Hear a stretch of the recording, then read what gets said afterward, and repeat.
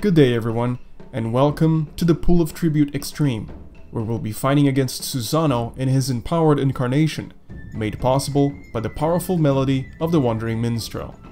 Let the rebels begin! The mechanics of this trial are best explained in their respective order of appearance, from engaging the boss, through his transition, to the climactic ending. Susano will slowly introduce his abilities to players throughout the phases, and begin combining them as the fight progresses. It'll be up to the players to anticipate his combos and position themselves accordingly.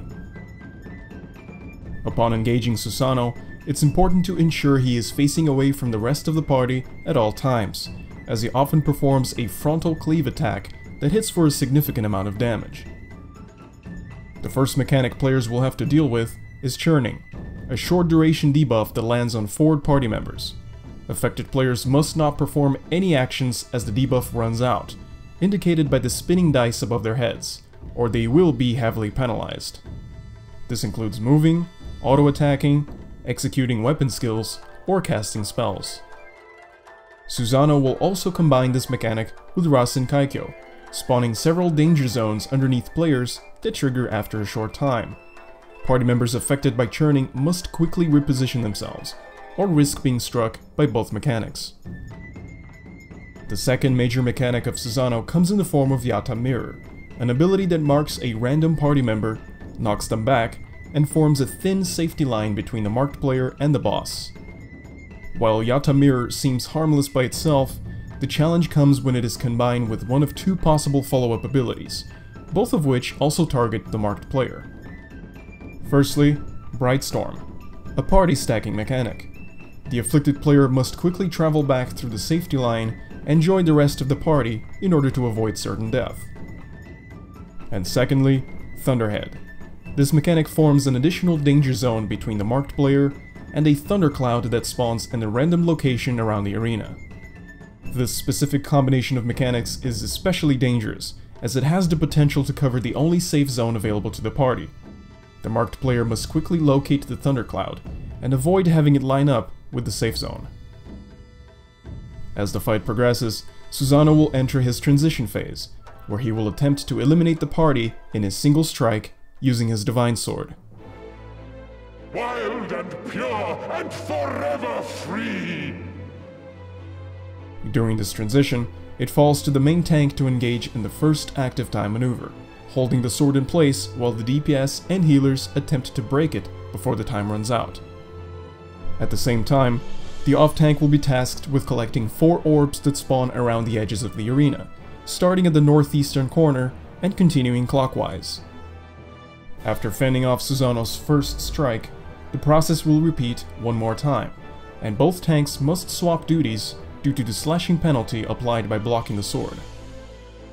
Show Susano you're happy to partake in the revel, and get ready to enter the final phase of the trial. Rejoice! Upon re-engaging the boss, Susano will introduce Storm Splitter, a cleaving tank buster attack that applies a slashing penalty, forcing a tank swap. Storm Splitter will occur for the remainder of the encounter, and tanks must be ready to provoke roughly every minute.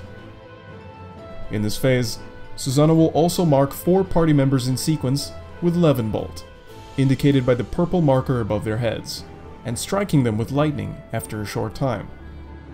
For this mechanic, afflicted players must use the crevice left behind by Susano's sword to their advantage, dropping their respective Levin Bolts on empty sides of the arena to avoid damaging other players.